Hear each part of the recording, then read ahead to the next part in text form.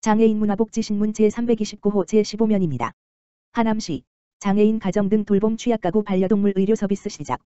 하남시 시장 김상호는 22일부터 취약계층에게 반려동물 의료 서비스 등의 비용을 지원해주는 돌봄 취약가구 반려동물 의료 서비스 지원 사업을 실시한다.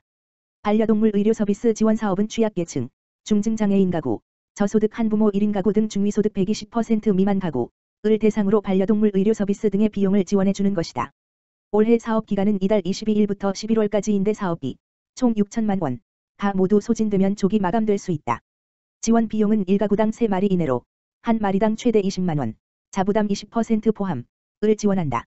의료 지원은 백신 접종비, 중성화 수술비, 기본검진 치료비, 수술 포함 등이다. 특히 올해부터 의료 서비스 외에도 반려동물 돌봄 서비스 10일 이내를 이용하는 경우에도 지원한다. 이에 따라 1인 가구 반려동물 소유자가 입원 등의 사유로 반려동물 돌봄 서비스를 받아야 할 경우 큰 도움이 될 것으로 기대된다. 지원을 받기 위해서는 동물보호법에 따라 반려동물 등록을 완료해야 한다. 단, 고양이는 동물 등록 여부와 관계없이 가능하다.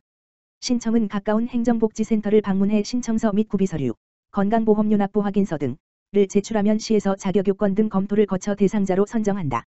김재환 도시농업과장은 반려동물을 기르는 가구가 늘어나는 요즘 경제적 취약가구의 반려동물 의료 비용을 지원함으로써 동물복지와 주민복지를 동시에 추구할 수 있을 것으로 기대한다며 앞으로도 시민과 동물이 공존하는 동물복지 사업을 지속적으로 실시하겠다고 말했다. 하남시 장애인 체육회와 장애인 체육 발전 방안 논의. 하남시 시장 김상호는 지난 23일 하남시 체육회 회의실에서 장애인 체육회 종목별 협회장들과 간담회를 갖고 장애인 체육 발전 방안을 논의했다고 밝혔다. 이날 간담회는 김상호 시장과 김영기 하남시 장애인 체육회 상임부회장을 비롯한 종목별 협회장 6명이 참석해 체육계 현안을 공유하고 발전 방안을 건의하는 등 의견을 나눴다. 종목별 협회장들은 장애인 체육 발전을 위한 의견 제시와 함께 학교 체육 생활체육 전문 체육의 체계적인 순환 생태계 조성, 장애인의 체육시설 이용 편의 확보 등을 시에 건의했다. 김상호 시장은 하남시 장애인 체육 활성화를 위해 하남시 장애인 체육회, 종목별 협회, 하남시 등 모두의 노력과 협조가 필요하다며 건의사항에 대해 시에서도 적극 검토해 장애인들의 체육시설 이용 편의를 높이고 장애인 체육 발전에 적극 노력하겠다고 말했다. 하남시 발달장애인 지원 적극 나선다. 하남시 시장 김상호 가 발달장애인의 취업 알선을 확대하고 복지센터 건립을 앞당기는 등 장애인 복지에 적극 나선다. 시는 29일 발달장애인 부모 및 관련 단체 종사자들과 함께 하남시 발달장애인 관계자와의 간담회를 개최했다. 간담회에는 김상호 시장을 비롯해 발달장애인 부모와 4. 한국장애인부모회 하남시 지부 4. 경기도 지적발달장애인협회 하남시 지부 관계자 등이 참석했다. 시는 우선 장애인들의 애로사항 청취와 복지 향상을 위해 조만간 장애인복지관, 교통약자지원센터와 함께하는 소통의 자리를 만들기로 했다. 장애인들의 현실적인 현장의 애로를 더욱 깊이 듣기 위해서다. 시는 또 장애인들의 취업 확대를 위해 시 기업지원과와 협업해 장애인이 취업 가능한 사업장 정보를 취합해 적극 제공할 방침이다. 특히 2027년 예정인 장애인 종합복지센터 건립을 앞당기는 방안을 적극 검토할 방침이다. 이를 위해 수정계획을 세우고 장애인연합회와 해결 방안을 모색하기로 했다. 하남시 장애인 수는 2월 말 기준 1만 1,847명이고 이 가운데 발달장애인 수는 8.8%에 해당하는 1,049명이다. 장애인 단체와 부모들은 이날 간담회에서 발달장애인 생애주기별 일자리 해소와 고용 다양성 확보 직업훈련 후 연계 가능한 장애인 작업장 설치 및 표준 작업장 지원 장애인 복지관 교통약자 이동센터 이용 불편 사항 해소 장애인 평생교육 및 체육시설 확대 등을 시에 건의했다. 김상호 시장은 간담회 자리에서 당사자가 아니면 알지 못할 현실적인 애절한 어려움을 이야기해 주셔서 현장의 어려움을 경청하고 공감하는 기회가 됐다며 장애인 공동체와 힘을 모아 따뜻한 결과를 만들어낼 수 있도록 최선을 다해 나가겠다고 말했다. 화성시 발달장애예술인 특별전 개최. 화성시가 1일부터 24일까지 소다미술관에서 발달장애예술인 특별전 팰리트, 우리가 사는 세상을 개최한다. 이번 특별전은 발달장애 작가들의 다양한 작품을 통해 장애에 대한 시민들의 인식을 개선하고 장애인과 비장애인 간 소통과 공감의 기회를 가질 수 있도록 기획됐다. 발달장애 작가 6인의 회화, 설치, 영상, 입체 작품 총 30여 점이 전시되며 오는 13일에는 작가가 직접 본인의 작품을 설명하는 도슨트 프로그램도 진행된다.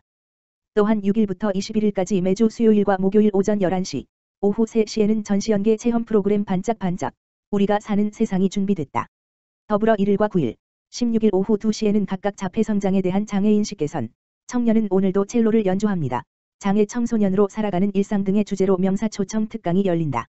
관람료는 무료이며 특강과 체험교육 프로그램은 부모협동조합 꿈꼬레 놀이터 010-3016-3180로 사전 예약 후 참여할 수 있다.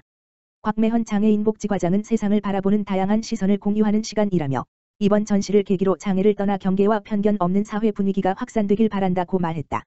화성시 컨소시엄형 장애인 표준사업장 설립 협약 체결.